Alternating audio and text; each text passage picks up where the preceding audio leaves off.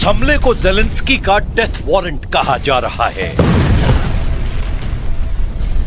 Zelensky ने Putin के उस हथियार के परखच्चे उड़ाने का दावा किया है जिसे पुतिन ने अपनी जवानी में रूस की सबसे बड़ी ताकत बनते हुए देखा,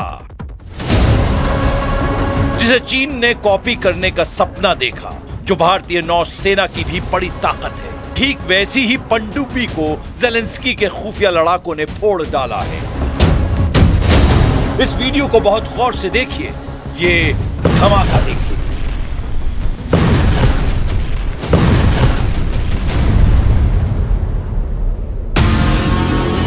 यह है रूस का नोवरोसिस्क अड्डा। यहां खड़े हैं रशियन नेवी के कई जहाज। सबको स्कैन किया जाता है। हरे रंग में आप टारगेट को देख सकते हैं, लेकिन यूक्रेन का टारगेट बनती है रूस की किलो क्लास की सबमरीन। यह है एक डीजल इलेक्ट्रिक सबमरीन। ज़ेलेंस्की के खुफिया लड़ाके हमला करते हैं और फिर नोवरोसिस्क अड्डे पर होता है बड़ा धमाका।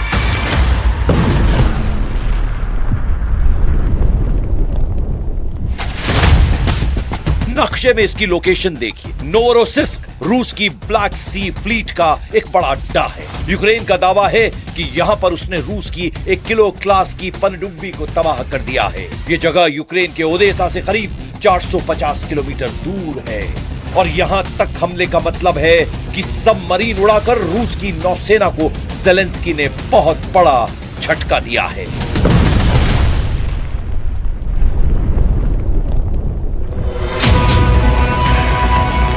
सवाल है कि क्या ज़ेलेंस्की के मुंह पर युद्ध विराम है और बगल में बम है? यानी एक तरफ वो युद्ध रोकने की बात कर रहे हैं और दूसरी तरफ पुतिन को घायल करने के लिए हर वार करने को तैयार है और लगातार कर भी रहे हैं।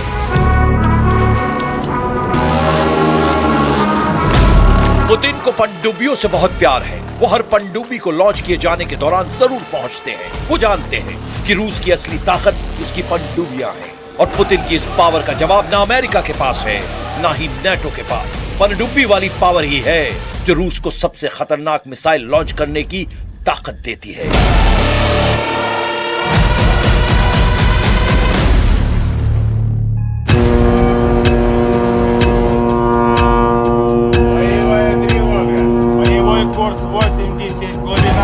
रूस की एक परमाणु पनडुब्बी से उसकी बुलावा मिसाइल लॉन्च होते हुए देखिए, आपको अंदाजा हो जाएगा कि पुतिन की फायर पावर उनकी पनडुब्बियों में छिपी है और उनकी नौसेना भी ऐसी ताकत समेटे हुए है जिसका मुकाबला करना आसान नहीं होगा। यही वजह है कि रूस की पनडुब्बी उड़ाकर पुतिन को बहुत गहरे जख्म देने की कोशिश की गई है।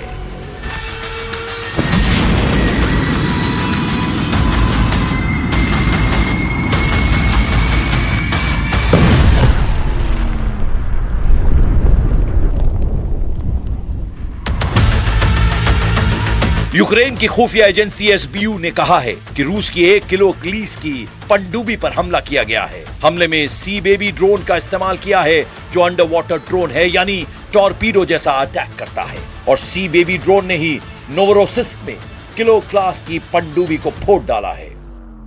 Голова служби Василь Малюк рік тому започаткував саме ідею створення на основі безпілотних безекіпажних платформ Сі-Бебі, саме знищувачів морських надводних дронів. अब समंदर में ज़ेलेंस्की के बड़े बड़े हमले देखिए,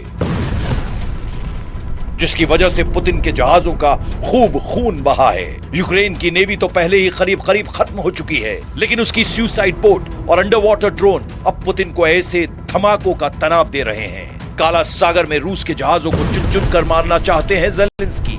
यूक्रेन ने पुतिन की कौन सी पनडुब्बी उड़ाने का दावा किया है, अब उसके बारे में जान लीजिए। आपको पुतिन का नुकसान भी बहुत अच्छी तरह पता चल जाएगा। यह है किलो क्लास की पनडुब्बी जो रूस की डीजल इलेक्ट्रिक सबमरीन है, यानी परमाणु पावर से नहीं चलती बल्कि डीजल जनरेटर से चलती है। पनडुब्बी में लगे इंजन बिजली पैदा करते हैं और इसी बिजली से पनडुब्बी की मोटर चलती है। परमाणु पनडुब्बी के मुकाबले ये ज्यादा खामोश होती है, लेकिन जल्दी जल्दी सतह पर आकर अपनी बैटरी चार्ज करनी पड़ती है। रूस ने ऐसी कुल 70 पनडुब्बियां बनाई। अभी रूस के पास ऐसी करीब 12 पनडुब्बियां हैं, जबकि कई देश जिसमें भारत और चीन भी हैं ऐसी पनडुब्बियों से लैस हैं। अभी ऐसी पनडुब्बी रूस की पैसिफिक यानी प्रशांत सागर फ्लीट, उत्तरी ध्रुव के पास उत्तरी फ्लीट और काला सागर के बेड़े में तैनात है। ये कालिब्र क्रूज मिसाइल लॉन्च कर सकती है और इसी पनडुब्बी से लगातार यूक्रेन पर हमले भी किए जाते रहे हैं। हाल के महीनों में ऐसे ही मिसाइल के हमलों से यूक्रेन में पावर ग्रिड को रूस लगातार तबाह कर रहा है। यूक्रेन की नौसेना ने पनडुब्बी पर हुए हमले को एक बड़ा टर्निंग पॉइंट बताया है। हालांकि रूस ने कहा है कि हमला फेल हुआ, लेकिन यूक्रेन का दावा है कि अटैक ऐसा किया गया है जिसके बाद पनडुब्बी की मरम्मत करना मुश्किल होगा।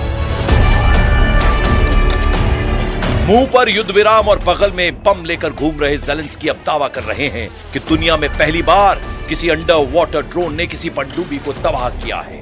रूस के नोवोरोसिस्क अड्डे पर पनडुब्बी को उड़ाकर ज़ेलेंस्की ने बहुत बड़ा मैसेज दिया है। ज़ेलेंस्की के इरादे बता रहे हैं कि युद्ध विराम तो सतही बातें हैं, असली एजेंडा ऐसा युद्ध है जिससे रूस का ज्यादा से ज्यादा खून बहाया जा सके और यूक्रेन इससे पीछे नहीं हटेगा, फिर चाहे ट्रंप कुछ भी करने के लिए मजबूर क्यों ना करें।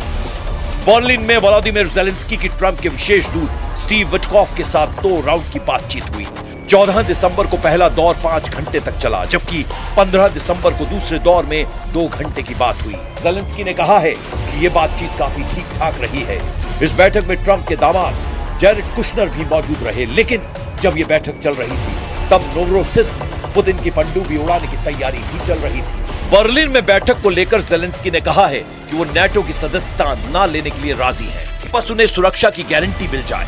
ज़ेलेंस्की का नाटो से मुंह फेरना एक बड़ा सिग्नल है।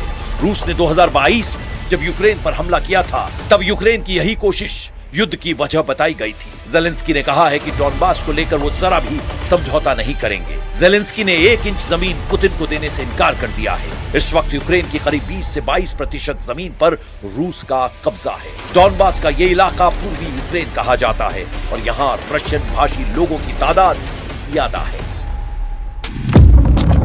हालांकि नोवरोसिस्क में हुआ हमला बता रहा है कि ज़ेलेंस्की सुलह करने के मूड में नहीं है, क्योंकि उनके खुफिया लड़ाके ऐसे कई हमले कर चुके हैं। यही वजह है कि पुतिन को क्राइमिया में सेवेस्तोपोल बंदरगाह से अपने कई जहाज हटाकर नोवरोसिस्क ले जाने पड़े।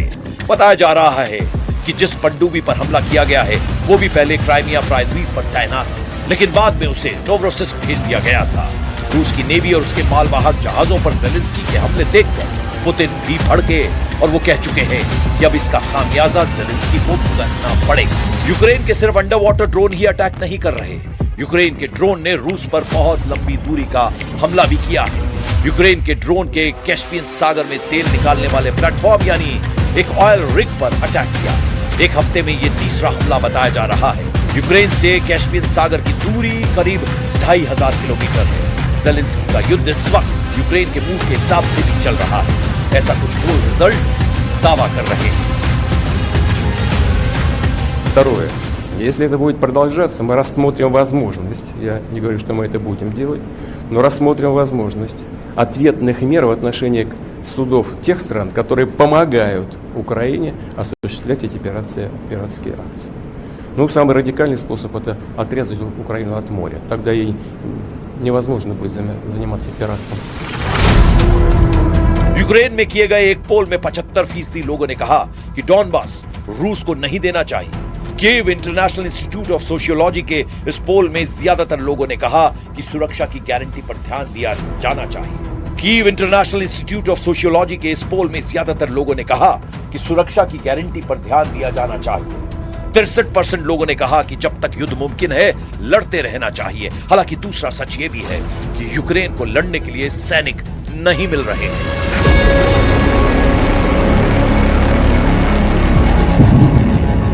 ज़ेलेंस्की का युद्ध बहुत ही मुश्किल दौर से गुजर रहा है, इसमें कोई शक नहीं। साथ में उन पर अमेरिका का दबाव भी है, क्योंकि ट्रंप चाहते हैं कि ज़ेलेंस्की डॉनबास पुतिन के हवाले कर दे, लेकिन ज़ेलेंस्की की सेना ने पूरा दम लगा दिया है। रूस में भी यूक्रेन के ड्रोन अटैक बढ़ते जा रहे हैं।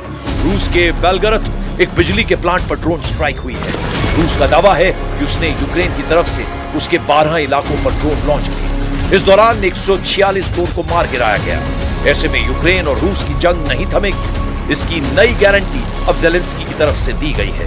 वैसे इंतजार करने की जरूरत है क्योंकि पुतिन की तरफ से इस हमले का जवाब आने वाला होगा, जो इतना घातक होगा कि ज़ेलेंस्की के लिए बर्दाश्त करना मुश्किल होगा।